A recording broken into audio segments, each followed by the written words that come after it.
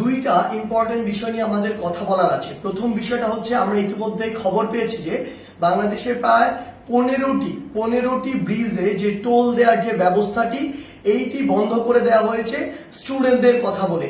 আমাদের জায়গা থেকে স্পষ্ট বার্তা, এটি রাষ্ট্রের একটি যে আয়, এই আয়ের একটি অংশ এই ব্রিজগুলোতে যে টোল দেওয়ার বিষয়টি।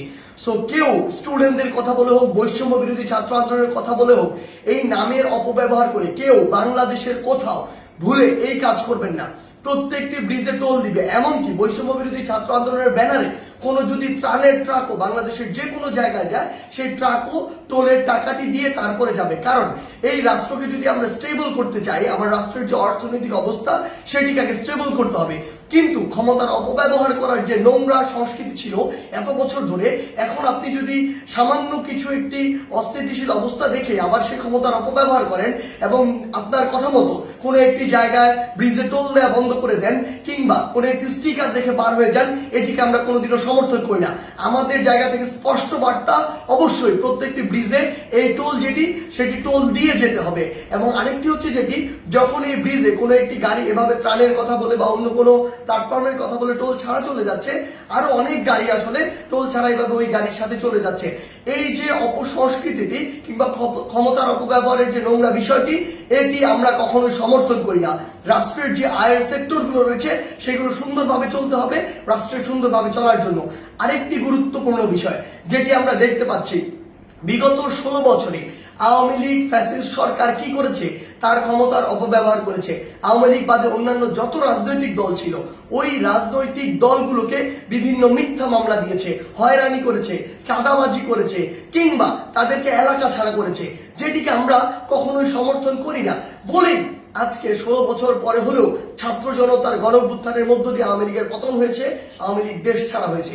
কিন্তু আজকে যদি এই গণঅভ্যুত্থানের পরেও আমরা দেখি অন্য কোনো একটি দল বা অন্য কোনো একটি দলের নেতাকর্মীরা ঠিক একই কাজটি করে, তাহলে আপনারা এই আওয়ামী লীগ থেকে কি শিক্ষা নিলেন? একটা জিনিস মনে রাখবেন, আমরা আসলে এই নির্যাতকের পরিবর্তন চাই না, আমরা এই নির্যাতনের যে সিস্টেমটি সেটির পরিবর্তন চাই। আমাদের জায়গা থেকে স্পষ্ট বার্তা, আপনাদের চোখের সামনে স্টিল জ্বলন্ত অনেকগুলো উদাহরণ রয়েছে, সেগুলো থেকে শিক্ষা নিন, না হলে জনগণ আপনাদেরকে আস্থা করে নিক্ষেপ করবে। আমরা যেন এটি না দেখি যে কাউকে আবারও মিথ্যা মামলার ওই চক্রটিতে যেতে হচ্ছে, কাউকে আবারও কোনো দোষ ছাড়া বিনা দোষে ঘর বাড়ি ছাড়া করা হচ্ছে, ঘর বাড়ি ভেঙে দেওয়া হচ্ছে, কিংবা তাদেরকে নির্যাতনের শিকার করা হচ্ছে, কিংবা আমরা শুনছি দেশের বিভিন্ন জায়গায় একটি চাঁদাবাজির নতুন চক্র গড়ে উঠছে। আমরা আপনাদেরকে স্পষ্ট করে বলতে চাই, আমরা আমাদের জায়গা থেকে বৈষম্য বিরোধী ছাত্র আন্দোলন এই সকল ক্ষমতার অপব্যবহারের বিপক্ষে, এবং আমরা এগুলোর বিপক্ষে সবসময় কথা বলে যাব। আপনাদের সহ আপনাদের যারা স্টেক হোল্ডার রয়েছে, যারা আপনাদেরকে এগুলো করার জন্য আসলে উৎসাহ দেয়, কিংবা আপনাদের ওই সমর্থক গোষ্ঠী যারা চুপ করে থাকে, তাদেরকে বলছি, জনগণ যদি একবার এই সকল সেন্টিমেন্টের বিরুদ্ধে দাঁড়িয়ে যায়, তাহলে আপনাদের অস্তিত্ব সংকটে পড়বে। তাই জনগণের চাওয়াটার কথা চিন্তা করুন, সময়ের দাবির কথা চিন্তা করুন। যদি আপনার নাম ভাঙিয়ে কিংবা আপনার কেউ একজন রুট লেভেলে এই কাজগুলো করে, দিন শেষে ব্লেম কিন্তু আপনার উপরেই আসে। তো এই জিনিসটি মাথায় রেখে পুরো বাংলাদেশে এই যে নতুন আরেকটি 16 বছরের যে বিভিন্ন চিত্র ছিল, উদাহরণ ছিল, সেগুলোর যে নতুন আরেকটি এক্সটেনশন কেউ তৈরি করছে নতুন করে, কিংবা নতুন আরেকটি সংস্কৃতি কন্টিনিউ করার চেষ্টা করছে, আমাদের জায়গা থেকে স্পষ্ট বার্তা, আমরা এটি সমর্থন করি না।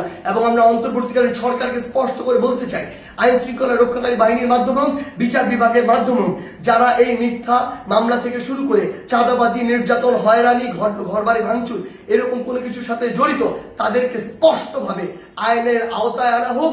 বৈষম্য বিরোধী ছাত্র আন্দোলনের পক্ষ থেকে কিংবা ছাত্র জনতার পক্ষ থেকে এর প্রতি পূর্ণ সমর্থন রয়েছে। ধন্যবাদ।